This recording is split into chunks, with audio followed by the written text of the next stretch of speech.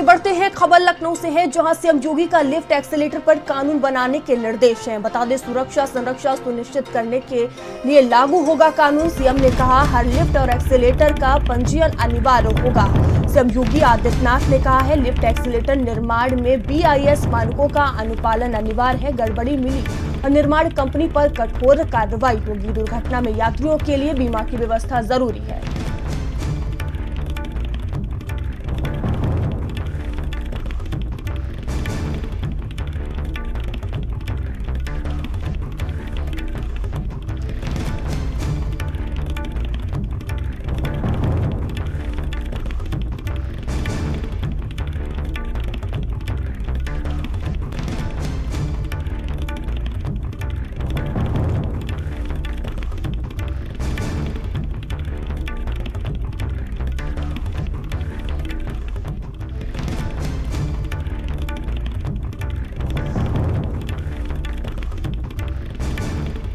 तो हमारे साथ अलग अलग जगह से हमारे सहयोगी भी जुड़ चुके हैं। तो बता दें, दिल्ली से भी हमारे साथ सहयोगी दीपक जुड़े हुए हैं और दानिश नोएडा से जुड़े हुए हैं और लखनऊ से संजय हमसे जुड़े हुए हैं। तो दिल्ली से दीपक, मैं आपका रुख करूंगी। देखिए, लिफ्ट गिरने का एक और मामला सामने आया है जिसमें 1 लोगों की मौत हो गई है। क्या कुछ ये पूरा मामला है? जी बिल्कुल, बता दें आपको, ये जो मामला है वो बाहरी दिल्ली के नरेला इलाके का है, जहाँ पे लिफ्ट गिरने से एक मजदूर की मौत हो गई है, वहीं दूसरा मजदूर घायल है। और जब लिफ्ट गिरा था उसमें जब मजदूर फंसे हुए थे तो लोग वहाँ पे पुलिस को कॉल करने के बजाय खुद भी मदद करने के लिए आगे आए और लिफ्ट तोड़ करके मजदूर को निकाला गया। और सवाल सबसे बड़ा यहाँ पे ये खड़ा हो रहा है कि जब दिल्ली सरकार ने ग्रैब कोड लागू किया है और जितने भी कंस्ट्रक्शन के काम है उस पर बैन लगाया गया है, तो ये कंस्ट्रक्शन का काम कैसे चल रहा था, ये एक सबसे बड़ा सवाल है। कहीं ना कहीं या तो दिल्ली पुलिस की लापरवाही है या फिर वहाँ के जो कंस्ट्रक्शन हो रहा है उसके जो सुपरवाइजर है उसकी ये गलती है। क्योंकि जब दिल्ली सरकार ने ग्रैब कोड लागू किया और दिल्ली में किसी भी कंस्ट्रक्शन नहीं होगा, ये एक नियम लागू किया गया था जब प्रदूषण को लगातार देखा गया था, तो लेकिन उसके बावजूद भी यहाँ पे निर्माण कार्य चलता रहा। और जिस तरह से ये हादसा हुआ है, तो आए दिन ऐसा हादसा देखने को मिलता है, क्योंकि लिफ्ट गिरने से इससे पहले भी तमाम तरीके के हादसे हो चुके हैं। लेकिन ये जो हादसा हुआ है जिसमें एक मजदूर की मौत हो गई है, वहीं दूसरा मजदूर घायल है। और जब पुलिस वहां पे पहुंची तो लाश को पोस्टमार्टम के लिए हॉस्पिटल भेज दिया गया है और पूरे मामले की वो छानबीन कर रही है और सुपरवाइजर पे भी कार्रवाई किया जाएगा। क्योंकि जब सरकार ने ग्रैब कोड लागू किया है और सभी कार्य जो निर्माण कार्य है उस पर रोक लगाया गया, तो इस फैक्ट्री में क्यों निर्माण कार्य हो रहा था, रिपेयरिंग का काम कैसे हो रहा था, तो पुलिस इन तमाम जो ये मामला है पुलिस लगातार जाँच कर रही है और सुपरवाइजर से भी पूछताछ किया जा रहा है। और जिस तरह से वहाँ पे हादसा हुआ है तो लोग आनन फानन में खुद मदद करने वहाँ पे पहुँचे, लेकिन पुलिस को कुछ समय के बाद कॉल गया था। कहीं ना कहीं एक डर भी था सुपरवाइजर के अंदर, क्योंकि जब ये मामला पुलिस तक पहुँचती तो हो सकता है कि सुपरवाइजर पे ही कार्रवाई की जाए, क्योंकि वो नियम के खिलाफ काम करवा रहा था। तो एक सुपरवाइजर के अंदर एक डर भी था जिसकी वजह से एक इतना बड़ा हादसा हो गया। यदि हो सकता था यदि वो पुलिस को इन्फॉर्म करते और पुलिस मौके पे समय से पहुंच जाती तो वो जो मजदूर मरा वो नहीं मरता, कहीं ना कहीं उसे भी बचा लिया जाता। वहीं दूसरी तरफ जो दूसरा मजदूर है जिसे अस्पताल में भर्ती कराया गया, तो उसका भी हालत बेहद नाजुक बताया जा रहा है। और लेकिन पुलिस अभी कुछ स्पष्ट नहीं कर पा रही है। पुलिस पूरे मामले की जांच कर रही है और सुपरवाइजर से लगातार बड़ा सवाल है और बड़ी लापरवाही भी देखने को मिल रही है। दीपक, संजय मैं आपके पास आऊंगी। संजय, जिस तरह से घटनाएं सामने आ रही हैं लिफ्ट को लेकर, वहीं सीएम योगी आदित्यनाथ ने लिफ्ट और एक्सीलेटर पर कानून बनाने के निर्देश दे दिए हैं। क्या कुछ निर्देश दिया गया है सीएम योगी आदित्यनाथ की तरफ से? बिल्कुल बताऊं आपको कि पिछले दिनों जिस तरीके से गाजियाबाद या नोएडा में घटनाएं हुई थी लिफ्ट को लेकर के, उस घटनाओं को दृष्टिकोण में रखते हुए सीएम योगी आदित्यनाथ काफ़ी सख्त नजर आए हैं। और यही वजह है कि लिफ्ट एक्सीलेटर को लेकर के कानून बनाए जाने का जो ऐलान है उन्होंने किया है। और सीधे तौर पर उन्होंने निर्देश जारी किए गए हैं कि लिफ्ट की सुरक्षा के दृष्टिकोण से जो पूरी तरीके से मानकों का पालन किया जाए, BIS के मानकों का पालन किया जाए।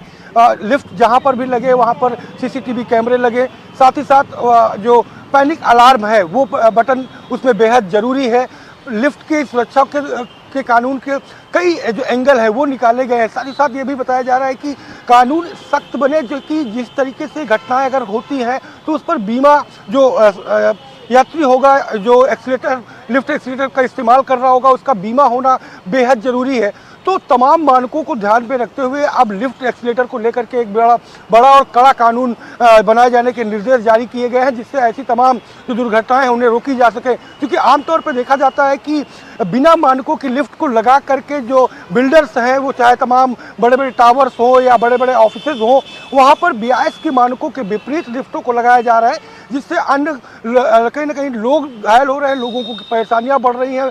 और जो मानक नहीं पूरे होते तो कम समय में लिफ्ट खराब होती है और अचानक कहीं ना कहीं दुर्घटनाग्रस्त होती है, उससे लोगों को नुकसान होता है, जिसको लेकर के CM योगी आदित्यनाथ ने सख्त निर्देश जारी किए हैं। मयूरी, दानिश, जिस तरह से भारत समाचार ने लिफ्ट की घटनाओं को लेकर प्रमुखता से खबर दिखाया, आपने भी अभी हाल ही में तमाम खबरें इसको लेकर के, और जिस तरह से CM योगी आदित्यनाथ ने निर्देश दे दिया है कानून बनाने के लिए लिफ्ट और एक्सीलेटर को लेकर, तो क्या कुछ रोड मैप तैयार किया जाएगा और क्या कुछ इसका फायदा देखने को मिलेगा? और बिल्कुल देखिए, भारत समाचार ने कहीं ना कहीं एक मुहिम छेड़ रखी थी और उस मुहिम का ये फायदा हुआ कि यहाँ के जेवर विधायक धीरेन्द्र ठाकुर ने भारत समाचार की खबर को बाकायदा सदन में उठाया, और सदन में जब ये मुद्दा उठाया गया था उसके बाद कहीं ना कहीं कार्यवाहियाँ शुरू हुई, एक मसौदा तैयार हुआ, कैबिनेट में बाकायदा कानून बनाने का एक मसौदा तैयार किया गया। साथ ही नोएडा विकास प्राधिकरण ने लिफ्ट एक्ट कानून बनाने के लिए बाकायदा यहाँ पर एक मसौदा तैयार करके शासन को भेजा, शासन पर मोहर लगना बाकी है। लिफ्ट एक्ट की इसलिए भी जरूरत पड़ रही है क्योंकि जब हादसे होते हैं, चाहे वो हाई राइज बिल्डिंग्स हो, कॉमर्शियल हो, आवासीय हो, कोई भी बिल्डिंग हो, वहां पर जब घटनाएं होती हैं तो अभी तक फिलहाल लिफ्ट एक्ट में कोई ऐसा सख्त कानून नहीं है जिससे कम से कम लिफ्ट की कंपनियों और साथ ही उन पैरामाइसेस के जो AOA होते हैं या फिर जो उसके मालिकान होते हैं उन पर कोई कार्रवाई हो पाए। सरकार ने इसका संज्ञान लिया और अब बाकायदा इस हम कह सकते हैं कि हाँ, हम इस रूप में अब आ चुके हैं, उस पे आ चुके हैं श्रेणी में कि अब हम कानून बनाने के बहुत नजदीक हैं। मुख्यमंत्री ने इसमें बैठक ली है और साफ तौर से कहा है कि जितनी भी लिफ्ट एक्सीलेटर होते हैं उनके लिए सख्त कानून बनाया जाए। सबसे पहले कि हाँ, जितनी भी अब नई लिफ्ट लगेंगी उनका रजिस्ट्रेशन कराना अनिवार्य होगा। यानी अभी तक क्या था, सिर्फ और सिर्फ फायर विभाग से एक NOC ली जाती थी, उससे NOC लेकर लिफ्ट लगा ली जाती थी, लेकिन अब ऐसा नहीं हो पाएगा। अब बाकायदा रजिस्ट्रेशन कराना पड़ेगा। लिफ्ट के अंदर अलार्म सिस्टम जो ARD सिस्टम होता है, ऑटो रेस्क्यू डिवाइस, लगा सब जगह होता है लेकिन काम कहीं नहीं कर रहा होता है। तो जाहिर सी बात है कि अब इन सब चीज़ों पे ध्यान देना होगा, ARD सिस्टम को चालू रखना होगा, साथ ही उसमें अलार्म, क्योंकि बहुत सी ऐसी लिफ्ट हैं जब उसमें कोई खतरा होता है तो अलार्म नहीं बजता, जो कॉलिंग सिस्टम होता है वो कॉलिंग नहीं होती। अब इसके रख रखाव के लिए हर 3 महीने जो इसकी